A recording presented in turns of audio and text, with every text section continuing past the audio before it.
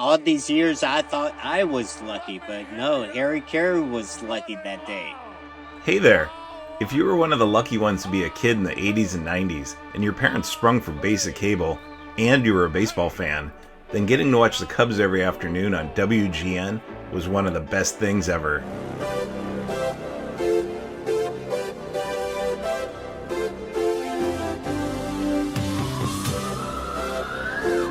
You got to watch future Hall of Famers Greg Maddux, Andre Dawson, Ryan Sandberg, and then guys like Doug DeCenzo. Comes in the pitch where big men have failed before him today. And the whole time, the action was narrated by everyone's favorite drunk grandpa, Harry Caray. And this bud's for you, Bill Murray. So, if you were a kid who was a Cubs fan, and you were really good at badgering your parents, your ultimate goal was getting to watch a game in person at Wrigley Field.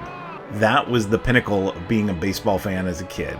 I was one of the lucky ones, and this gentleman here, Bennie Arthur, was one of the really lucky ones. His story is incredible, and it took place 35 years ago today. July 18th, 1990. Walk us through it. Well, I was 13. The Cubs had won the Eastern Division in 1989. And my dad's also a Cubs fan, so we drove out to Chicago. I grew up in Rustburg, Virginia. I had never seen buildings that tall. It was like, what? Ray Maddux was the starting pitcher. It was during the third inning, right?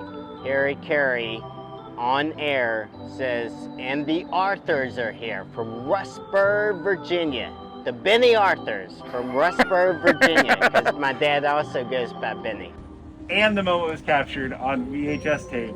Yes. Because your dad did a Mission Impossible level task of setting the VCR and there not being any sort of power outage in the days you were gone. My dad set up the VCR, and I think took him like about an hour. My dad thought of this right before leaving to go to Chicago. I don't remember them getting into a fight, but I don't think my mom was too happy with my dad, just focused on the VCR.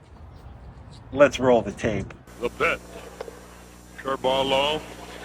The Arthurs, the Bennie Arthurs are here from Rustburg, Virginia.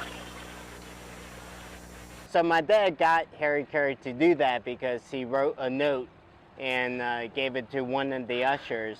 And I'm sure he tipped the usher very well to take the note up to Harry Caray, because Harry used to always read some people's names on air that they were there at the game.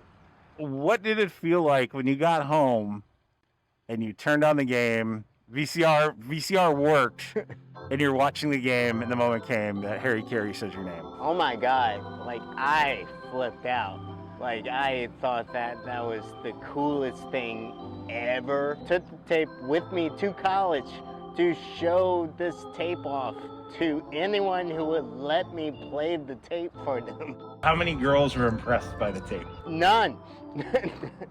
None. So, yeah, How many dudes were impressed by the tape? Every dude.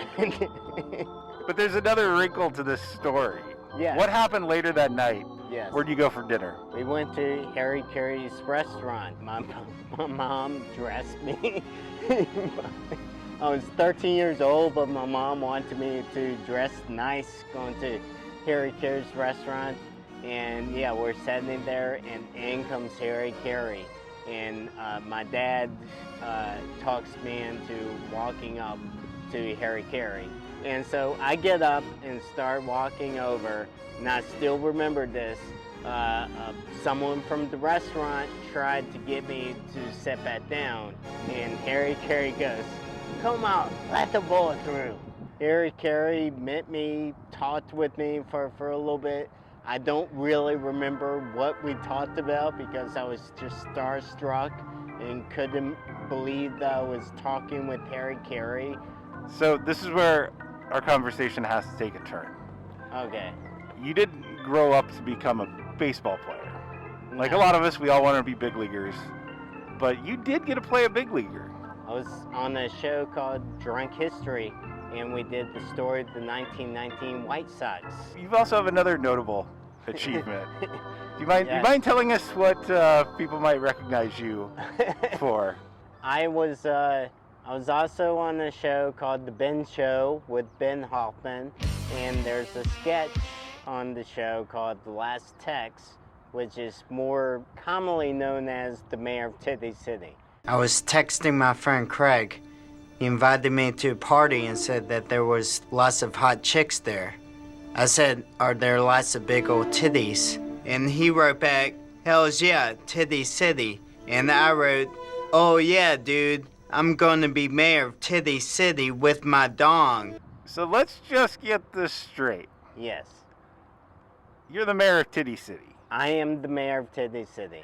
So on July 18th, 1990, Harry Caray posed for a photo with the future mayor of Titty City. Yes, he did.